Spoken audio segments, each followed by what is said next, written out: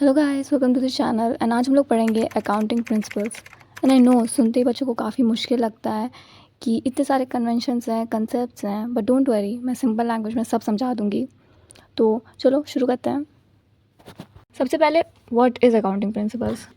Accounting principles वो rules and guidelines होते हैं जो अकाउंटिंग सिस्टम को यूनिफॉर्म, कंसिस्टेंट और अंडरस्टैंडेबल बनाते हैं।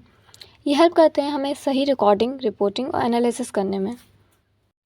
अकाउंटिंग प्रिंसिपल्स को हम लोग दो कैटेगरीज में क्लासीफाई करते हैं। पहला है अकाउंटिंग कंसेप्ट एंड दूसरा है अकाउंटिंग कन्वेंशन।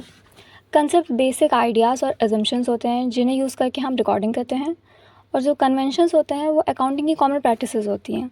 ओके, अब हम लोग देखेंगे अकाउंटिंग के 3 फंडामेंटल अजम्पशंस। तो पहला है गोइंग कंसर्न। गोइंग कंसर्न के अकॉर्डिंग हम लोग ये अज्यूम करते हैं कि बिजनेस एक लंबे टाइम तक चलता ही रहेगा और हम लोग इसे जल्दी में बंद नहीं करेंगे। एंड इसी अजम्पशन के बेसिस पे हम लोग सारी प्लानिंग और अकाउंटिंग करते हैं। इसी कंसेप्ट की वजह से हम लोग क्लासीफाई कर पाते हैं कि कैपिटल एक्सपेंडिचर कौन सा और रेवेन्यू एक्सपेंडिचर कौन सा है। नेक्स्ट है कंसिस्टेंसी कंसेप्ट। ये कंसेप्ट कहता है कि अगर तुमने एक बार कोई मेथड चूज़ किया है तो ईयर आफ्टर ईयर उसी मेथड को यूज़ करना है ताकि कंपैरिजन में ईजी हो। फॉर एग्जांपल, अगर तुमने डेप्रिसिएशन चार्ज करने का स्ट्रेट लाइन मेथड यूज़ करा है तो हर साल उसी मेथड से डेप्रिसिएशन तुम्हें निकालना होगा। ये नहीं कि एक साल स्ट्रेट लाइन मेथड से तो दूसरे साल रिटर्न डाउन से। नहीं, ऐसा नहीं करना है। हमें सेम मेथड हर साल यूज़ करना है और बिना किसी रीज़न के चेंजेस नहीं करने हैं। नेक्स्ट है एक्रूअल कंसेप्ट। एक्रूअल का मतलब है कि इनकम एंड एक्सपेंसेस हम तभी रिकॉर्ड करते हैं जब वो अकर होते हैं, ना कि तब जब पैसा आता है या जाता है। ओके, जैसे यहाँ पर एग्जांपल दिया है, अगर कंपनी को इलेक्ट्रिसिटी बिल मार्च के महीने का मिला है लेकिन उसने पेमेंट अप्रैल में करी है, तो ये जो 8,000 रुपये हैं हम मार्च ही में रिकॉर्ड करेंगे एज अ एक्सपेंस, क्योंकि बिजली हम लोग ने मार्च में इस्तेमाल करी है। एंड इट डजेंट मैटर कि हम उसका पेमेंट पहले कर रहे हैं या बाद में कर रहे हैं। ओके, ये थे 3 हमारे फंडामेंटल अजम्पशंस। अब हम लोग बाकी के कंसेप्ट देखेंगे। तो यहाँ पर पहला है बिजनेस एंटिटी कंसेप्ट। इस कंसेप्ट का सिंपल सा मतलब है कि बिजनेस और ओनर दोनों को सेपरेट एंटिटी मानते हैं और उन्हें अलग अलग ट्रीट करते हैं। एंड हम लोग रिकॉर्डिंग जो करते हैं वो बिजनेस के पॉइंट ऑफ व्यू से करते हैं, ना कि ओनर के पॉइंट ऑफ व्यू से। तो अगर ओनर का कोई पर्सनल खर्चा है कि बाहर जाके खाना खाना ये सब, तो ये बिज़नेस के बुक्स में रिकॉर्ड नहीं होता है। हम लोग बिज़नेस के बुक्स में सिर्फ बिज़नेस के ट्रांजैक्शंस ही रिकॉर्ड करते हैं बिज़नेस के पॉइंट ऑफ व्यू से। मनी मेजरमेंट कंसेप्ट ये बोलता है कि हम सिर्फ उन्हीं इवेंट्स और ट्रांजैक्शन को रिकॉर्ड करते हैं जो मनी में मेजर की जा सकती हैं। सो अगर मैनेजर के बीच में कोई लड़ाई चली है या एम्प्लॉयज़ अच्छे से काम नहीं कर रहे हैं तो ये सब रिकॉर्ड नहीं होगा, पर जो एम्प्लॉय को सैलरी मिलेगी वो रिकॉर्ड होगी, क्योंकि हम उसे मॉनेटरी टर्म में मेजर कर सकते हैं। नेक्स्ट है मैचिंग कंसेप्ट। मैचिंग कंसेप्ट बोलता है कि जिस पीरियड में इनकम दिखाई गई है उसी पीरियड के खर्चे भी हमें दिखाने होंगे। जैसे कि अगर तुमने मार्च में 1 लाख की सेल करी है और वो 1 लाख रुपए की सेल करने के लिए तुम्हारा खर्चा आया 40,000, ये खर्चा भी मार्च में रिकॉर्ड होगा उसके रेवेन्यू के साथ। अब हम लोग देखेंगे अकाउंटिंग पीरियड कंसेप्ट। जैसे कि तुम्हें याद होगा, हम लोग ने गोइंग कंसर्न में पढ़ा था कि हम लोग ये अज्यूम करते हैं कि बिज़नेस एक लंबे टाइम तक चलता ही रहेगा, बट इसका मतलब ये भी है कि हमें बिज़नेस के 2 रिजल्ट्स एंड आउटकम एकदम एंड में पता चलेंगे जब हम लोग बिज़नेस को बंद करेंगे। पर तब हमें ये सब पता करके कुछ ज़्यादा फ़ायदा नहीं होगा, क्योंकि हम लोग कुछ करेक्टिव मेजर्स नहीं ले पाएंगे। And that's why accounting period concept के अकॉर्डिंग हम लोग बिज़नेस की पूरी लाइफ को छोटे छोटे पीरियड्स में डिवाइड कर देते हैं, जो कि 1 साल के होते हैं, और उस पीरियड के एंड में हम लोग फाइनेंशियल स्टेटमेंट बनाते हैं और परफॉर्मेंस को एवेलुएट करते हैं। ओके, इंडिया में फाइनेंशियल ईयर कब चालू और ख़त्म होता है मुझे ज़रूर बताना। अब नेक्स्ट है डुअल एस्पेक्ट कॉन्सेप्ट।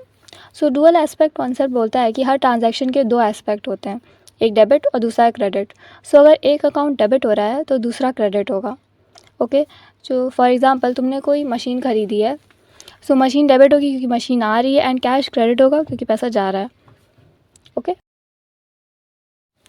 नेक्स्ट है कॉस्ट कंसेप्ट। ये कंसेप्ट बोलता है कि हम लोग एसेट को उसकी ओरिजिनल परचेज प्राइस पे रिकॉर्ड करते हैं, ना कि उसकी मार्केट वैल्यू में।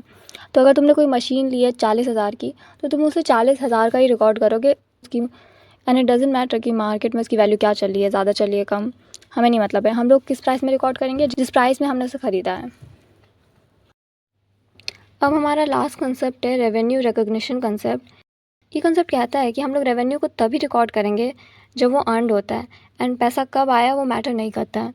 सो फॉर एग्जांपल, तुमने कोई गुड्स बेचा मार्च में, पर तुम्हें उसके पैसे क्रेडिट में बाद में मिलेंगे, तो इसका मतलब ये नहीं कि जब तुम्हें पैसे मिलेंगे तुम तभी रिकॉर्ड करोगे। गुड्स तो तुमने मार्च में बेचा ना, तो तुम उसको मार्च ही की रेवेन्यू दिखाओगे, तुम उसे मार्च का ही रेवेन्यू दिखाओगे और मार्च ही में नोट करोगे। तो अब हम लोग पढ़ेंगे अकाउंटिंग कन्वेंशंस। तो पहला कन्वेंशन है फुल डिस्क्लोजर। तो ये तो नाम ही से काफ़ी क्लियर है, फुल डिस्क्लोजर।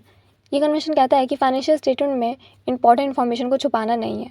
फॉर एग्जांपल, अगर कंपनी में कोई केस चल रहा है तो हमें नोट्स में ये चीज़ मेंशन ज़रूर करनी है। नेक्स्ट है मटीरियलिटी कन्वेंशन। ये कन्वेंशन कहता है कि सिर्फ वही चीज़ों को रिकॉर्ड करो जिससे डिसीजन में कुछ इम्पैक्ट हो, एंड छोटी मोटी चीज़ें हम लोग इग्नोर कर सकते हैं, जैसे 2-4 रुपये का प्रिंट आउट एंड ये सब चीज़ें हम लोग इग्नोर कर सकते हैं। But point two remember is कि कोई चीज़ जो एक बिज़नेस के लिए मटेरियल है, मे बी दूसरे के लिए ना हो। एक छोटी सी जो दुकान होती है, जनरल स्टोर, उनके लिए 5,000 का लॉस इंपॉर्टेंट है, बट कोई बड़ी सी कंपनी है उसके लिए 5,000 का लॉस कुछ भी नहीं है। तो हर बिज़नेस के लिए मटेरियल क्या है वो अलग अलग होगा। एंड हमारा लास्ट कन्वेंशन है प्रूडेंस। ये कन्वेंशन कहता है कि सेफ खेलो। अगर तुम्हारा कोई भी एंटिसिपेटेड लॉस है, कि तुम्हें लग रहा है कि लॉस हो सकता है, तो उसे रिकॉर्ड करो, उसके लिए प्रोविज़न बनाओ। अगर कोई एंटिसिपेटेड प्रॉफिट है तो तुम उसे इग्नोर कर दो जब तक वो हो नहीं जाता। पहले से खुशी मनाने मत बैठ जाओ कि हाँ प्रॉफिट होगा। बट लॉस है तो उसके लिए पहले से प्रिकॉशंस ले लो। ओके सो ये था हमारा चैप्टर अकाउंटिंग प्रिंसिपल्स।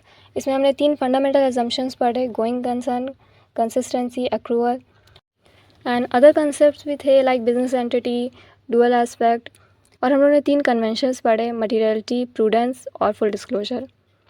और यही सब थे हमारे कंसेप्ट्स एंड कन्वेंशंस। तो ये था हमारा chapter accounting principles. I hope so तुम्हें समझ आया हो। मैंने काफ़ी कम टाइम में समझाने का ट्राई करा है ताकि तुम लोग बोर भी ना हो। चलो अभी छोटा सा क्विज करते हैं, देखो तो कितना याद हुआ तुम लोगों को। पहला है which concept says that business and owner are separate, and second question है which concept says that expense should be recorded in the same period as a revenue they help generate. So मुझे इन दोनों के answers comment में करना, and I hope so तुम सबके answer सही हो। काफ़ी सिंपल सा चैप्टर है, कोई स्ट्रेस लेने की ज़रूरत नहीं, आराम से हो जाएगा। एंड आई होप सो तुम्हें समझ भी आ गया हो। नहीं आया होगा तो एक और बार वीडियो देख लेना, तब आ जाएगा। Okay then, bye bye.